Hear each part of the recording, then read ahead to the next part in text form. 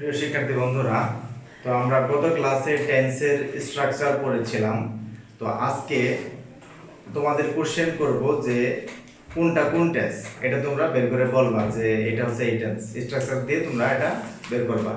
তো তার আগে কোন ভার্ব দিয়ে আমি টেন্স বানাবো, তোমরা তো ভার্ব অনেকেই জানো না বা ভার্বের অর্থ জানো না, ভার্বের V1 ফর্ম কি, V2 ফর্ম কি, V3 কি তোমরা জানো না।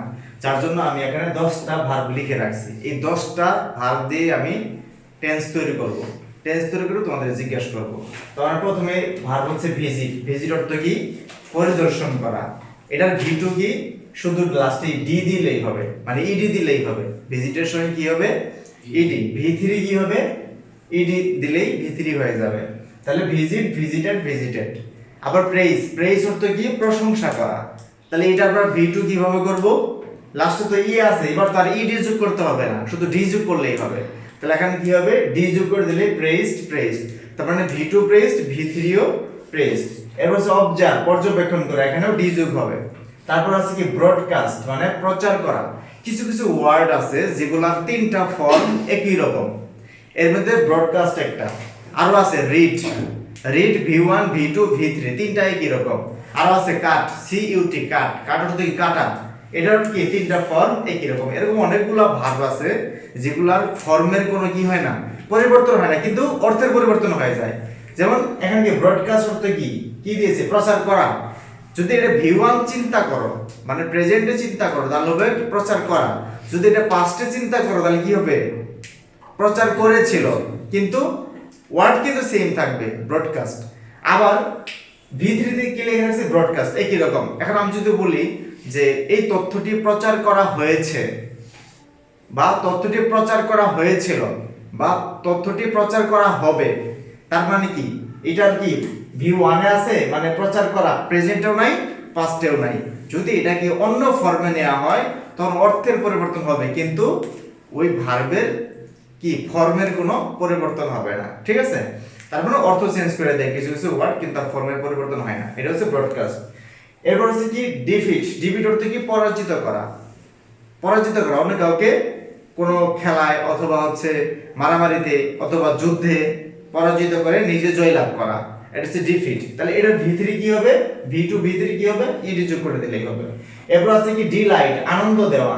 এটাও ইডি যোগ করলেই হবে। ইডি যোগ করলে V2, ইডি যোগ করলে V3 হবে। এরপরে কি আছে? থ্রাস্ট। থ্রাস্ট অর্থ কি? ধাক্কা দেওয়া। ঠিক আছে? এটার কি? তিনটা ফর্মে কি রকম? এই যে বললাম রিড, ব্রডকাস্ট, কাট, তাই না? কস্ট, এগুলো সবগুলা কি? তিনটা ফর্ম সেম। তাহলে এটাও ওই নিয়মের ভিতরে পড়ে। এরপর হচ্ছে চাইড। চাইড অর্থ কি? তিরস্কার করা। এটা কি হবে? এটা আরো একটু ভিন্ন টাইপ। এবার ইডি যোগ করতে হবে না, ঠিক আছে? অথবা কি? ইডি যোগ করলে হচ্ছে না, এখানে কি করা লাগবে? অন্য ফর্ম চলে আসবে। মানে দেখো V2 তে আছে চিট, CID, চিট, এখানে ইটা বাদ গেছে। তারপরে V3 তে কি আছে? চিডেন, CI, মানে V2 তো আছেই, V2 এর সঙ্গে আরেকটা ডি এড করে লাস্টে EN, চিডেন। তাহলে তোমাকে এখানে মনে রাখতে হবে যে এই ভার্বের জন্য, এই ওয়ার্ডের জন্য V2 তে কি হয়? ইটা বাদ যায়, আর V3 তে কি হয়? আরেকটা ডি আসে এবং লাস্টে EN হয়, চিডেন। এটা হচ্ছে V3। আচ্ছা, এরপর আছে কি? গেইনসে, প্রতিবাদ করা। এই যে ছাত্র আন্দোলনে সরকার যে কথাটা বলছিল, সেই কথাটাই কি করছে? প্রতিবাদ করছে না? তাহলে প্রতিবাদ করার ক্ষেত্রে কি হবে? গেইনসে, প্রতিবাদ করা। এখন যদি পাস্টে বলি তাহলে কি বলবা? গেইনসে, প্রতিবাদ করেছিল। কোন মাসে? জুলাই মাসে, তাই না? জুন, জুলাই, জুলাই এবং আগস্টে তারা প্রতিবাদ করেছিল, তাহলে তখন গেইনসেড। এবং প্রতিবাদ করেছে এরকম যদি হয় গেইনসেড, তার মানে V2 V3 সেম। এরপর কি আছে? Spell, miss spell. স্পেল অর্থ কি? বানান করা। স্পেল অর্থ বানান করা, কিন্তু তার আগে মিস দিয়ে দিলে কি হবে? বানান ভুল করা। ঠিক আছে? যদি বলা কমফোর্ট, কমফোর্ট অর্থ কি? আরামদায়ক বা আরাম। কমফোর্ট মানে আরাম, তার আগে যদি ইয়ে দাও মিসকমফোর্ট, মানে কি? বেআরাম, মানে আরাম না, তাই না? কমফোর্টেবল বা কমফোর্টেবল হচ্ছে আরামদায়ক, আর কমফোর্ট হচ্ছে আরাম। তাহলে এরকম কি? মিস এসে তার বানানটাকে, মানে অর্থটা উল্টা করে দেয়। বানান করা, মিস স্পেল মানে কি? বানান ভুল করা। তাহলে বানান ভুল করেছিল, সেটা কি হবে? Miss spelled. লাস্টে কি হবে? ওই যে একটা এল উঠে যাবে, ওই জায়গায় টি বসবে, V3 ও সেম, ঠিক আছে? তো আমরা এই ভার্বগুলো দিয়ে আমরা এখন সেন্টেন্স তৈরি করি। এখন বলবা কি নাম আর মান বলবা এই 4 নাম্বারটা কোন টেন্স জিগাবো পরে, এদের আগে জিগে এটা ছোট মান present perfect continuous, present continuous final. এরপর আমি বলো 2 number Salma will have praised my sister। Salma future continuous final. এরপর বলো জি স্যার। এই যে আরাফাত বলো 5 নাম্বার। আল্লাহ স্যার আমার এটা দেখবেন sir, the student of Bangladesh. এবার হাবিবা বলো, হাবিবা 5 নাম্বারে বলো কি হবে? আর সত্যি পারো জানো বলো past perfect continuous past indefinite tense. কোনটা?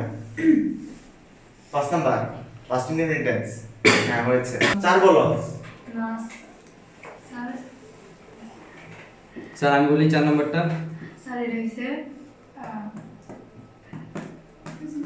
স্যার সহজ। Past perfect continuous tense. আচ্ছা তুমি কি বলতা? আমি এটাই বলতা। ওকে স্যার আমি বলি তুমি বলো past perfect tense. past perfect tense. perfect tense। হ্যাঁ হয়েছে। হাবিবা বলো 3 নাম্বার প্রেজেন্ট পারফেক্ট টেন্স। এটা আমি বলবো না হয়েছে কিনা। আরমান বলো তুমি 3 নাম্বার কি বলবা? 3 নাম্বারটা স্যার হইছে স্যার এটা। হয়েছে স্যার। হয়েছে। হ্যাঁ হয়েছে। তার মানে কন্টিনিউ বলো 2 নাম্বারটা তো কেউ বলে নাই, আমি বলি বলো পারফেক্ট। Future perfect. হ্যাঁ হয়েছে। ইস, আচ্ছা এবার বলো হ্যাঁ আরমান বলো 1 number past perfect tense. past perfect perfect tense। হ্যাঁ হয়েছে। আচ্ছা 5 নাম্বারটা সমস্যা কেন? তো বললে ডিফিটেড। জি স্যার। ডিফিটেড V2 ও হয় V3 ও হয়, তাই না? হ্যাঁ। এমন কথা হচ্ছে ধরে নিলা তুমি এটা V2, ধরে নিলা এটা V2। দেখো তো তোমার সাবজেক্ট আছে দা স্টুডেন্টস অফ বাংলাদেশ, বাংলাদেশের শিক্ষার্থী। স্যার সাবজেক্ট এটা সাবজেক্ট জানি স্যার। হ্যাঁ সাবজেক্ট প্রথমেই সাবজেক্ট থাকে দা স্টুডেন্টস অফ বাংলাদেশ, মানে ভার্বের আগেই সাবজেক্ট থাকে। ভার্বের আগে যতটুকু আছে সম্পূর্ণ কি সাবজেক্ট। স্যার আমরা কিভাবে বুঝবো যে কোনটা ভার্ব? এটা আমি তো লিখে দিলাম, তুমি জানো না ডিফিটেড ভার্ব। স্যার খালি এই 10টা জানি স্যার। হ্যাঁ আমি তো শুধু 10টা পড়াবো না, স্যার তাহলে আমি তো 500 পড়াবো, 1000 পড়াবো। প্রত্যেকদিন তুমি 5টা করে শিখবা ইংলিশ। স্যার তুমি ভার্ব যত জানবা তত তুমি ইংলিশ পারবা। Okay sir. একদিনই তার ইংলিশ হবে না, আজকে 5টা কালকে 5টা এইভাবে আমরা আগাবো আর সেন্টেন্স পড়বো। Okay sir. তুমি দেন বুঝতে পারলা ডিফিট হচ্ছে ভার্ব, হ্যাঁ। তাহলে তার আগে সাবজেক্ট থাকে। জি স্যার। এখন কথা হচ্ছে সাবজেক্ট তো আছে, তুমি এটা V2 ধরো, সাবজেক্টের পরে কি V2 আছে আর এটা সাবজেক্ট, তাহলে পাস্ট ইনডিফিনিট হয়। কারণ পাস্ট ইনডিফিনিট গঠন কি সাবজেক্ট প্লাস V2 প্লাস কি অবজেক্ট না? জি স্যার। আচ্ছা এখন তুমি বললা যদি এটা আমি V3 ধরি, এখন V3 যেখানে আছে স্ট্রাকচার ওই জায়গায় দেখো গঠনগুলো কি আছে। যেখানে V3 দেখো সাবজেক্ট হ্যাভ হ্যাজ আছে, অথবা হেড আছে, অথবা শ্যাল হ্যাভ আছে, অথবা উইল হ্যাভ আছে, আছে না? প্রেজেন্ট পারফেক্ট টেন্সের ভিতরে সব আছে। প্রেজেন্ট পারফেক্ট টেন্সে কি আছে? V3 sir. সাবজেক্টের পরে হ্যাভ হ্যাঁ। আছে, হ্যাজ আছে, এখানে কি হ্যাভ হ্যাজ আছে? No sir. নাই। আচ্ছা তাহলে স্যার হলো না। পাস্ট পারফেক্টে যাও, পাস্ট পারফেক্টে কি আছে? V3 এর সঙ্গে হেড আছে না? এখানে কি হেড আছে? হেড নাই। ফিউচারে যাও তুমি, যেখানে ফিউচারে পারফেক্টে তো V3 আছে না, কন্টিনিউয়াস V3 থাকে। V3 কোথায় থাকে? পারফেক্টের ভিতরে না? তাহলে ফিউচার পারফেক্টে যাও, ফিউচারে ঘটনা দেখো সাবজেক্টগুলো শ্যাল হ্যাভ উইল হ্যাভ আছে, এন্ড কি শ্যাল হ্যাভ উইল হ্যাভ আছে, তারপরে এটাকে V3 ধরে লাভ নাই। কি ধরতে হবে? জি স্যার। V2 ধরতে হবে। এখন তোমরা যে জায়গায় কনফিউজ ছিলা যে V2 নাকি V3 ধরবো, V3 এর আগে অবশ্যই কিছু না কিছু থাকবে, হয়তো হ্যাড, না হয় হ্যাভ হ্যাজ, না হয় শ্যাল হ্যাভ উইল হ্যাভ। যদি না থাকে তাহলে এটাকে V2 ধরে নেবা। ওকে শেষ। আচ্ছা এখন হচ্ছে আরেকটা প্রশ্ন, তিনটা ফর্মে যে এক, এটা বুঝবো কিভাবে? তিনটা ফর্মে এক, এটা বুঝবো কিভাবে? ওটা দিয়ে একটা एग्जांपल লিখি তাহলে ভালো করে বুঝবা। এখন তুমি বলো তো এই রিডটা কোন ফর্মে আছে? V1 V2 না V3? V1 তুমি যদি এটাকে V ধরো, V3 ধরো, কোনো সমস্যা আছে? না স্যার। আছে, সমস্যা আছে। কারণ এখানে হ্যাভ হ্যাজ নাই তো, জি স্যার। এখানে হেড নাই, এখানে তো শ্যাল হ্যাভ উইল হ্যাভ নাই, তুমি তো জানো V3 হলে তার আগে কিছু না কিছু থাকে নাই, কারণ V3 আগেই বা। এখন V2 ধরো, কোনো সমস্যা আছে কিনা? না স্যার, V2 সমস্যা নাই। কিসের জন্য? কারণ তুমি তো সামনে V2 ধরো আর এটাকে তুমি সাবজেক্ট ধরো, এটাকে যদি তুমি অবজেক্ট ধরো, তাহলে এটা ফর্মে যাচ্ছে। জি স্যার। সাবজেক্ট V2 অবজেক্ট কোন স্যার টেন্স? অবজেক্টটা মানে কি জানি স্যার? অবজেক্ট মানে ভারে পরে যা থাকে, মানে এই ব্যক্তি যা করে সেটাই অবজেক্ট। ও ওকে স্যার। সাবজেক্ট যা কাজ করে হ্যাঁ ওইটাই হচ্ছে অবজেক্ট। তাহলে ভারে পরে যা থাকে সেটা অবজেক্ট। তাহলে সাবজেক্ট V2 অবজেক্ট, তাহলে কোন টেন্স হয়? Past indefinite. ফার্স্ট ইনডিফিনিট হয়। জি স্যার। আচ্ছা, আমি যদি এটাকে V1 ধরি তাহলে কোনো সমস্যা আছে? No sir. আছে। হ্যাঁ স্যার। কি সমস্যা আছে আমি বলি। সাবজেক্ট যদি থার্ড পারসন এবং সিঙ্গুলার হয়, সিঙ্গুলার মানে কি একজন, এখন থার্ড পারসন আবার কি? থার্ড পারসন হচ্ছে আমি মানে আই, আমরা মানে উই, তুমি মানে ইউ, বুঝছো? আমি মানে আই, সবাই মিলে আমরা মানে উই। তিনটা ওয়ার্ড কিন্তু দেখো, একটা হচ্ছে আই, আইটা হচ্ছে উই, আইটা হচ্ছে ইউ। এই তিনটা ছাড়া, হ্যাঁ স্যার বলেন। এই তিনটা ছাড়া যত সাবজেক্ট আছে সবাই থার্ড পারসন। স্যার ইউ কি ইউ হচ্ছে সেকেন্ড পারসন। এটা কি স্যার? Sir me. আমি আসলে ফার্স্ট পারসন। হ্যাঁ? মি। এটা first person. Me first person. First person. কারণ কি তাহলে জানো? I, sir. কেন I জানো? first কারণ আই থেকে মি আসছে, মানে হ্যাঁ। আমি। আর উই থেকে আসছে হচ্ছে আস, আর ইউ থেকে আসছে হচ্ছে ইউ। তার মানে কি এগুলো থেকে তো জাত, মানে আই থেকে উৎপন্ন হয়েছে মি, এগুলা ফার্স্ট পারসন। ইউ উই থেকে উৎপন্ন হয়েছে আস, ইউ থেকে উৎপন্ন হয়েছে ইউ। তাহলে এটা তো তিনটাই বোঝাচ্ছে। এগুলা ছাড়া যত ওয়ার্ড আছে, যত সাবজেক্ট আছে সবগুলো থার্ড পারসন।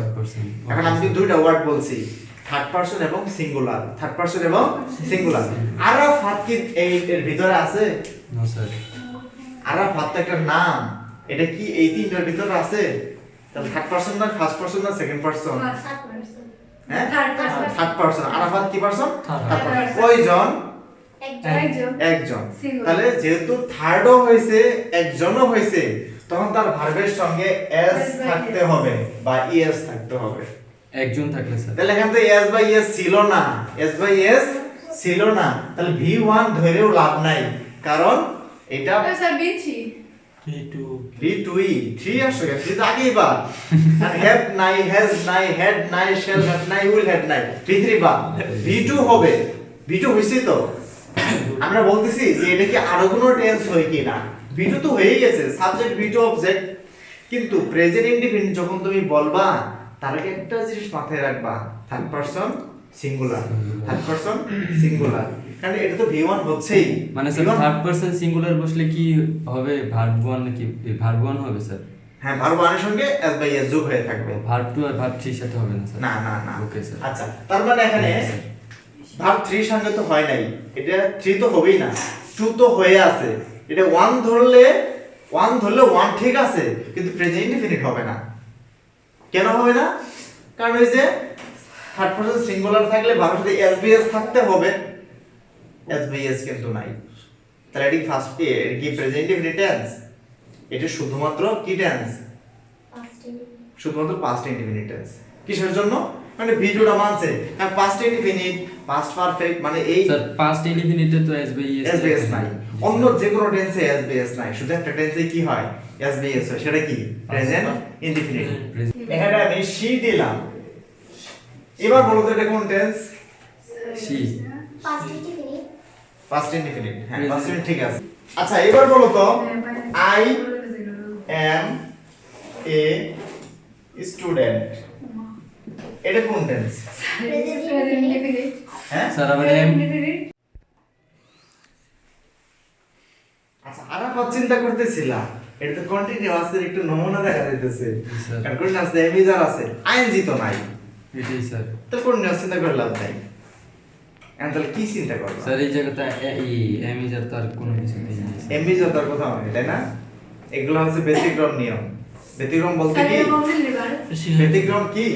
এখানে এম অথবা ইজ অথবা আর, তুমি এগুলো পড়ছো না? জি স্যার। এটা হচ্ছে V1।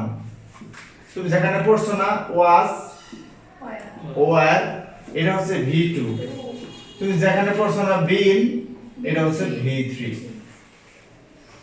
তার মানে এই ক্ষেত্রে সে কন্টিনিউয়াস কাজ করতেছে না, এখানে কাজ করতেছে কি হিসেবে? B1 B1 দেখো তো এম থেকেই তো আছে এম, জি স্যার তাহলে সাবজেক্ট B1 অবজেক্ট অবজেক্ট, জি স্যার তো প্রেজেন্ট ইনফিনিট পাস্ট ইনফিনিট হবে এটা?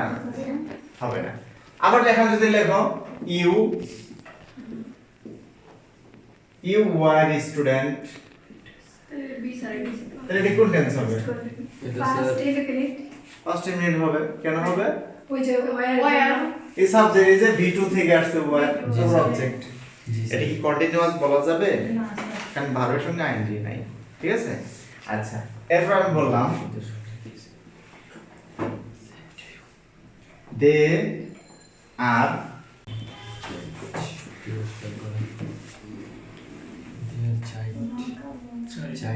চাইল্ড তিরস্কার করে না, দে আর চাইল্ডিং মি, দে আর চাইল্ডিং মি, এটা কোন টেন্স? স্যার এটা কন্টিনিউয়াস কন্টিনিউয়াস কেন বললাম? স্যার আইএনজি আছে আবার এই আর আছে স্যার আর আছে, তাই না? জি স্যার এই আর এর জায়গায় যদি আমি শুধু এখানে এরকম ওয়্যার দিয়ে দেই তাহলে ঘটনা কি ঘটবে? স্যার তাহলে sir Past past continuous. continuous first continuous, তাই না? জি স্যার ওই একটু আমাদের একটু সমস্যা হবে কারণ আগের ক্লাসে তুমি ছিলে না। এই ওয়্যারের জায়গায় যদি এখানে আমি ই দিয়ে দেই shall will be, will be তাহলে কি হয়ে যাবে? ওই ব্যতিক্রমগুলো আমাদের একটু প্র্যাকটিস করা লাগবে, যেগুলো তিনটা ফর্ম সেম, ওইটাই সবচেয়ে বড় সমস্যা হবে, ঠিক আছে? ওইটাই আমাদের একটু বেশি করে পড়তে হবে আর বেশি বেশি ভার্ব জানতে হবে। জি স্যার তো আমরা প্রত্যেকদিনই 4-5টা 10টা করে ভার্ব লিখে নেব আর শিখবো, আর পরবর্তী গ্রামারে যাব। টেন্স তো মোটামুটি আমরা বুঝতে পারছি, এটা সাবজেক্ট হয়, এটা ভার্ব হয়, এটা অবজেক্ট হয়, এই ফর্মগুলো নিয়ে আমরা আগাবো, ঠিক আছে?